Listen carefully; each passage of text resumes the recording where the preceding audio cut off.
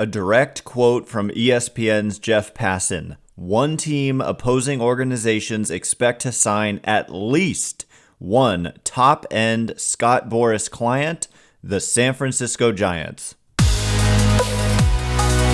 You are Locked On Giants, your daily San Francisco Giants podcast. Part of the Locked On Podcast Network, your team every day.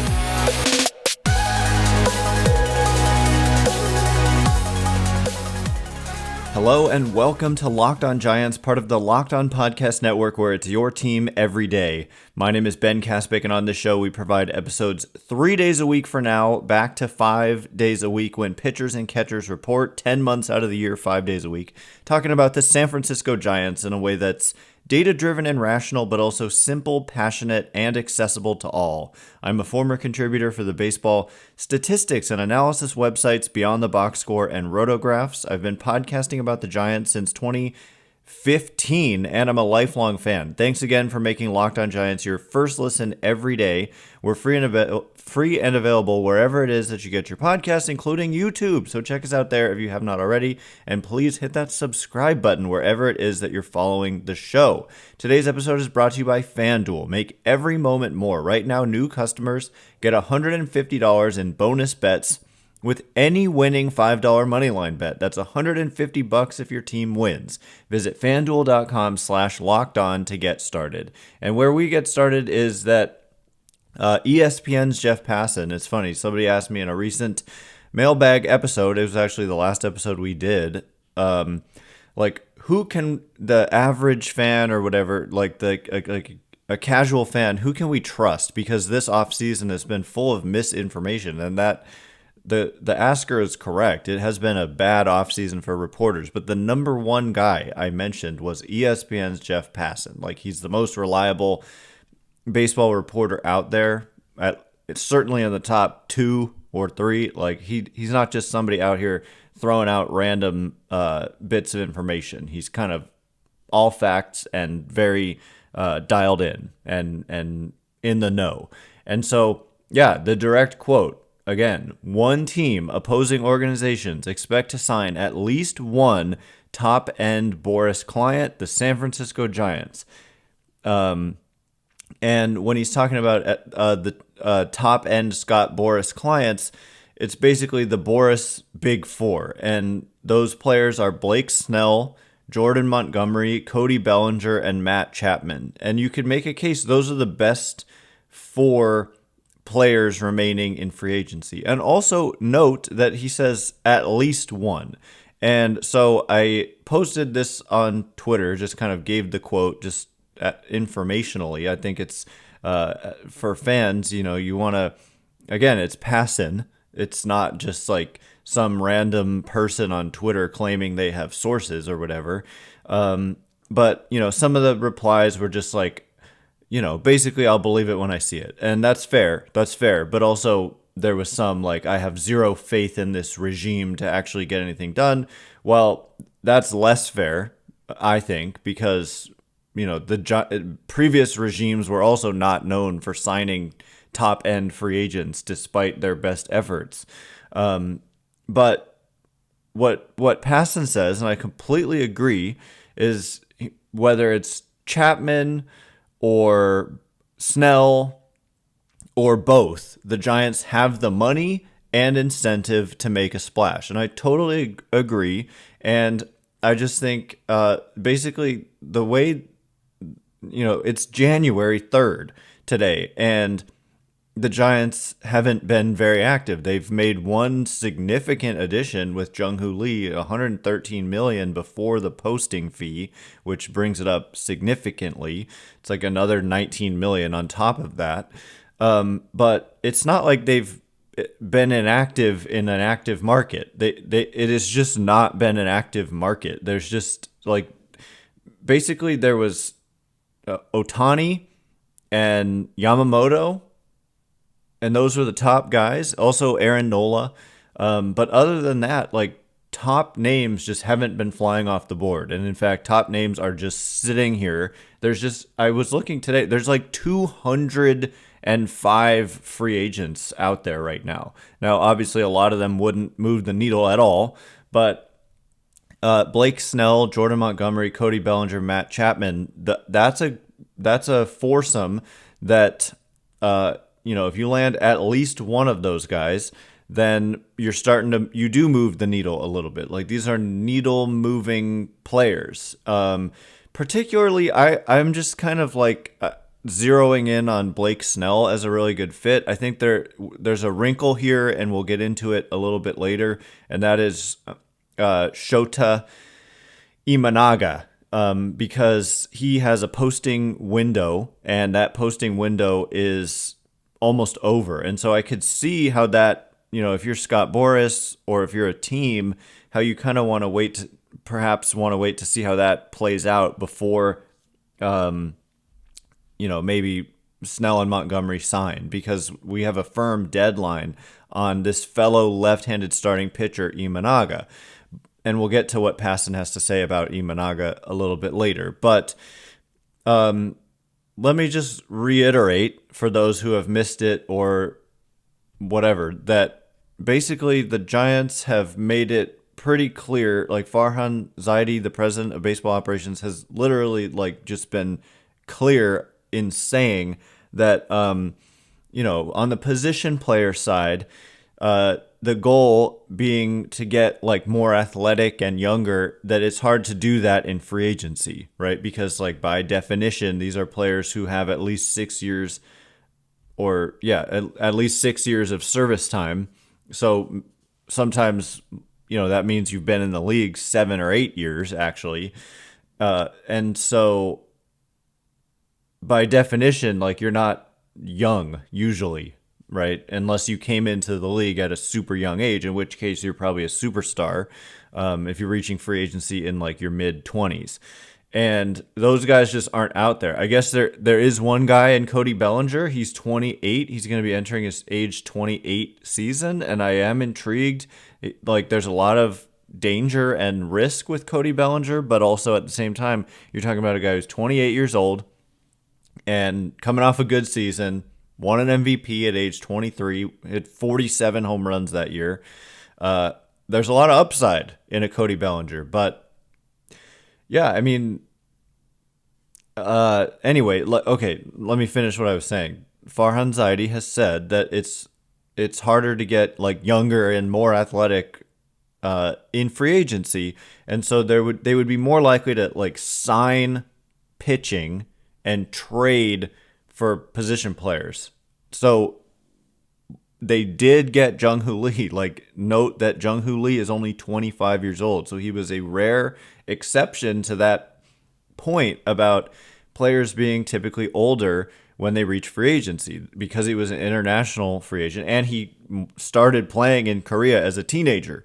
And so anyway, they did end up getting a rare, very young position player in Jung-Hoo Lee. So that's a good thing. But so I would still kind of tilt towards expecting them to kind of do what they said, or better put, we should take that seriously. And when we're talking about signing starting pitching, they also were very clear that they're not looking for pitching depth. They're looking at the top of the market. And so Ohtani, kind of sort of counts as a pitcher, even though he's going to miss 2024 on the mound.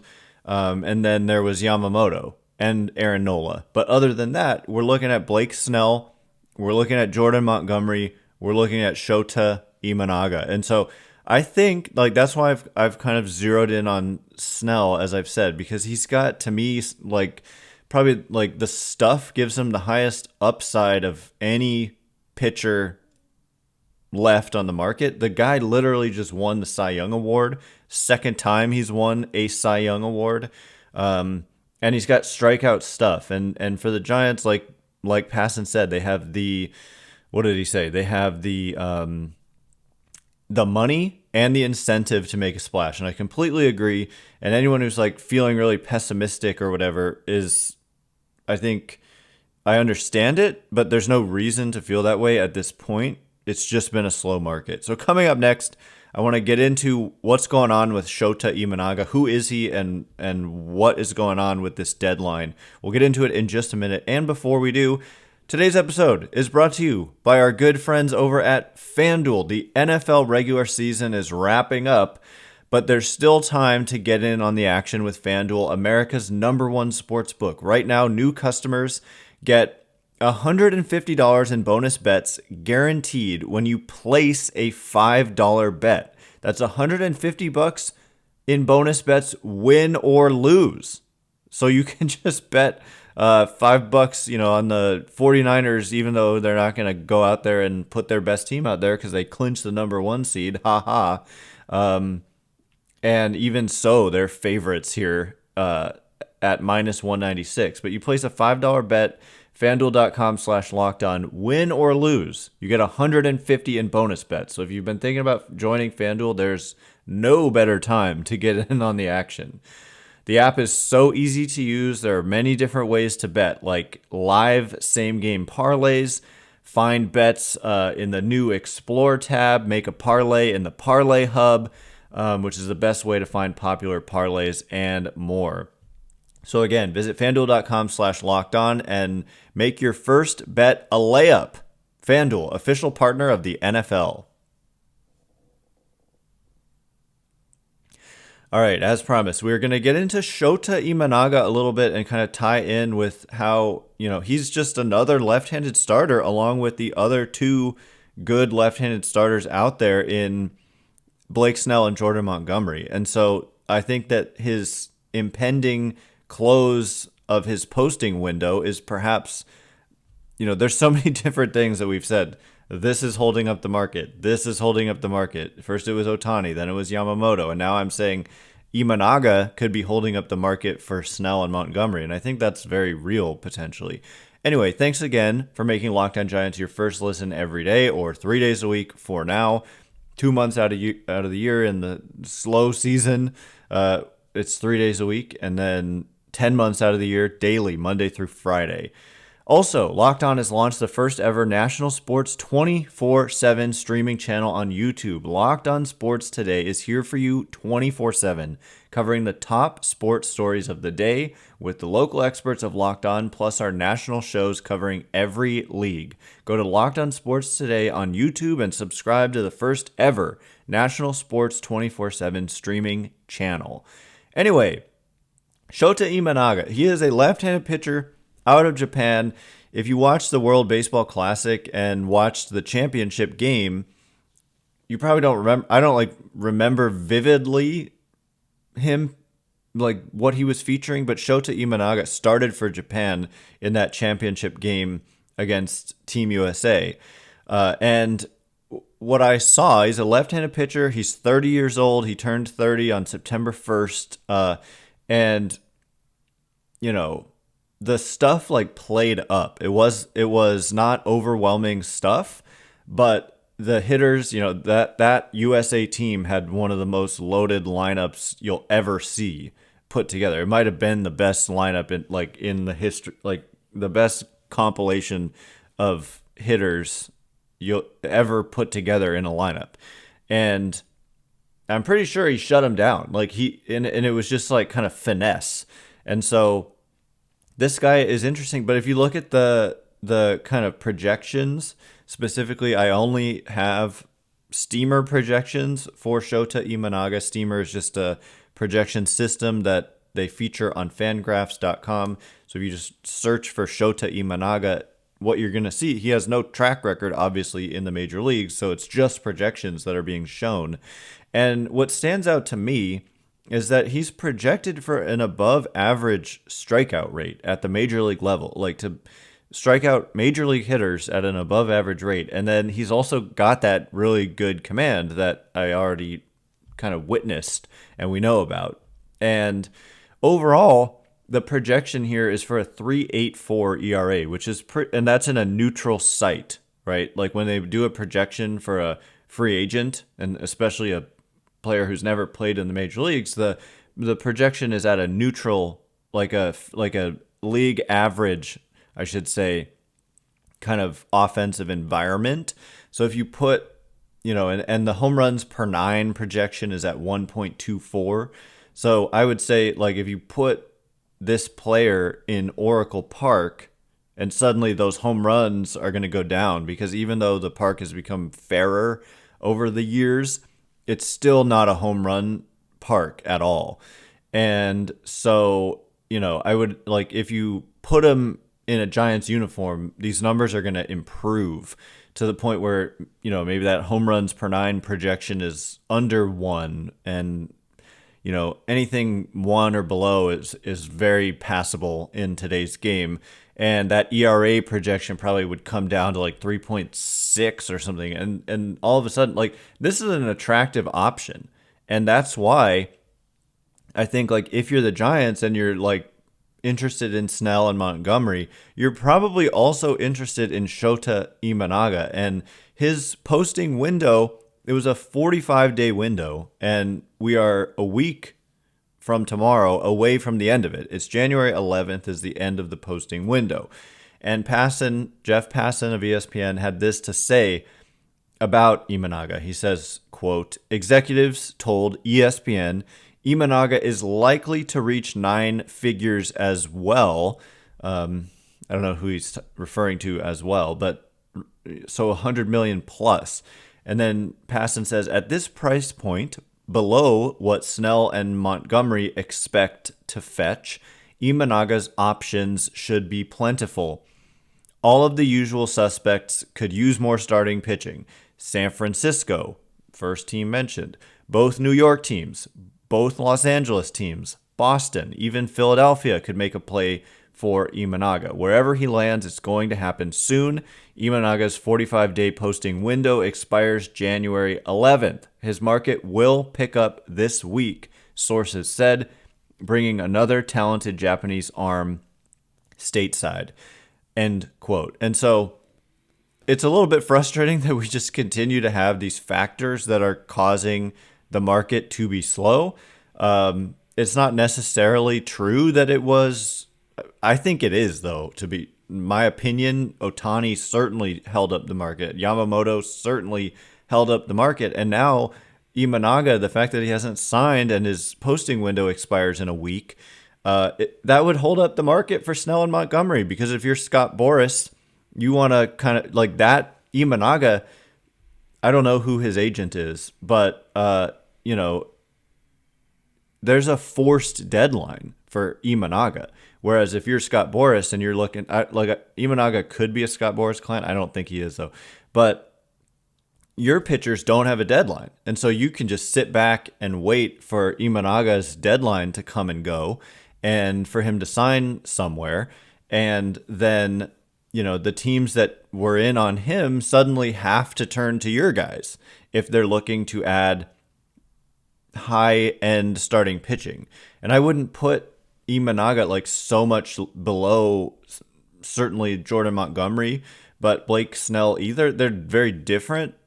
Like Imanaga and Snell kind of project to be like almost polar opposites of each other, with Imanaga being more of a command specialist. But I'm impressed by that strikeout rate projection. But Snell kind of like notoriously doesn't have good command, but has really good stuff and strikeout ability.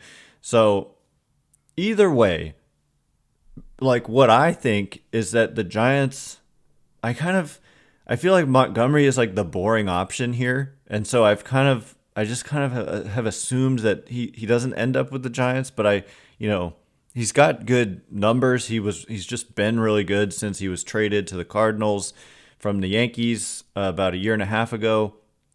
But I'm looking at Blake Snell and I'm looking at Imanaga as, like, I see the Giants getting, hey, I'll use Passan terms, at least one of these two guys. And let's not forget, again, that the Giants have telegraphed that they're more likely to trade for position players than sign them.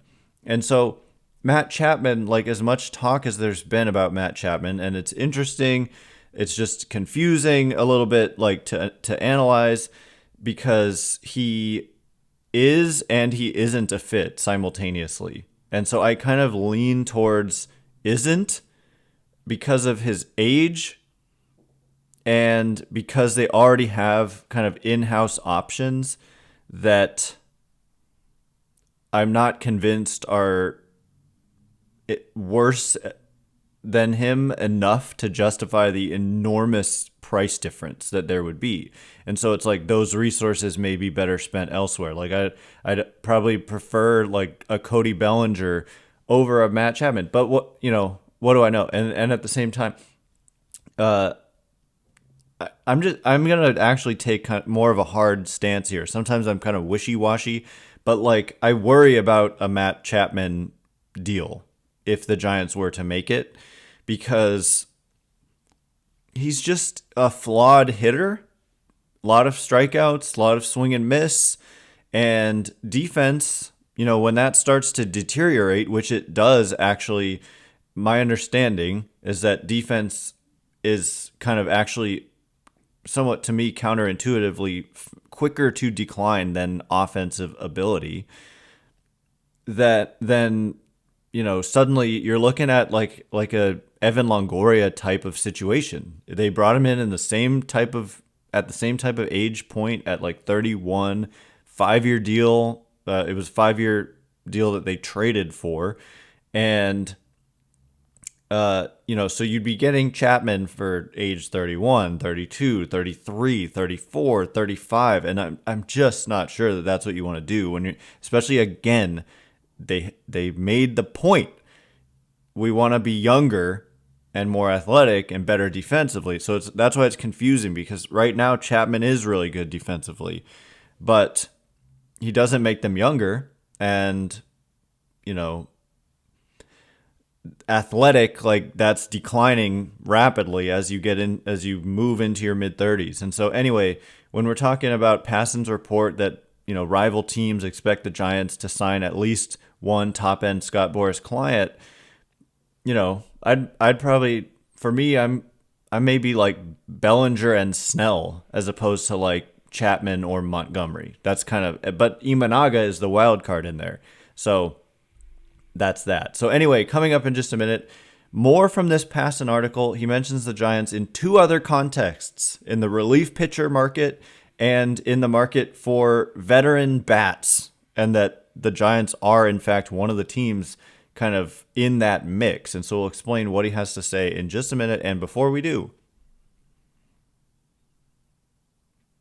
all right, as promised, more from this Jeff Passan piece. Thankfully, Jeff Passan out here providing some content in a very, very slow offseason. It is unfortunately reminiscent of like several years ago. We had a couple years where the market was hot the last couple of years, but before that, we had some really slow off seasons, and here we are again, having a really slow MLB offseason. Like, we're not that far away from being like a month away from the start of spring training, and there's, like I said, 206 or so free agents, including many of, like I think this still stands because nothing has happened in the last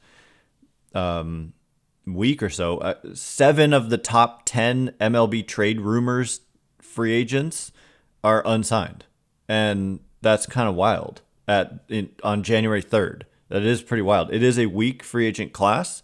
That's part of what's going on here, and maybe these guys want to be paid like they're,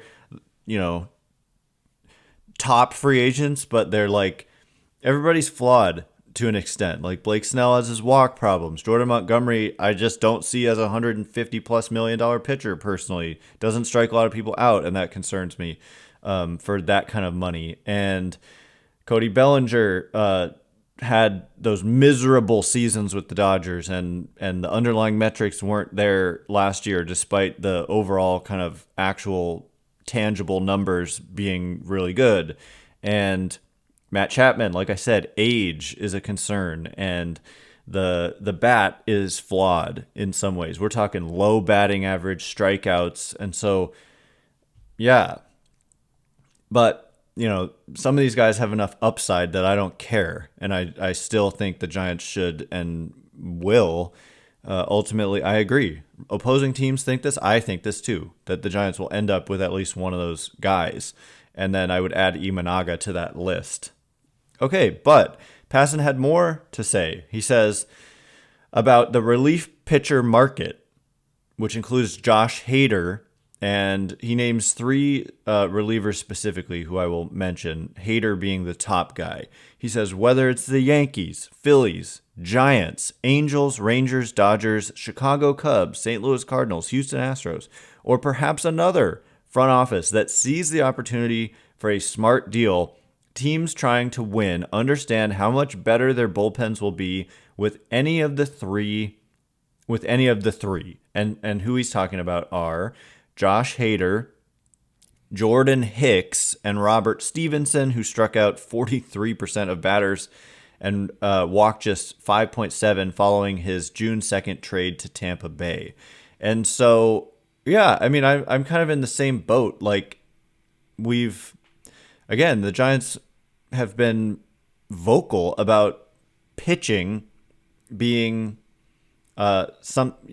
Actually, let me just point this out. Farhan Zaidi, I believe, said at some point not too long ago that they did anticipate going into the season with only Taylor Rogers, and they added another young lefty, is Eric Miller, to the 40-man over the offseason to protect him from the Rule 5 draft. I may be wrong on the name, but he's a guy with no major league experience, and he said that they didn't anticipate adding another lefty reliever. And so maybe that does take them out on Josh Hader. But what I'm trying to say is it just seems to me like the Giants are well positioned to just kind of spend on run prevention because they just are having the hardest time bringing in high profile impact hitters.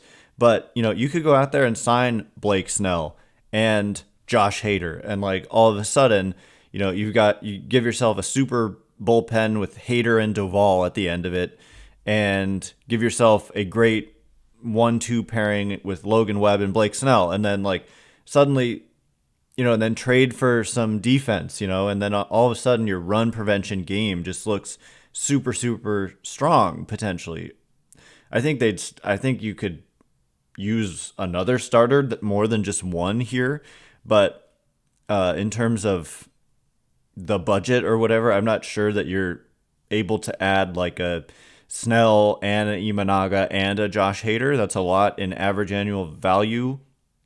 That would push the Giants past the luxury tax threshold, the first tier, which they just don't seem to want to do.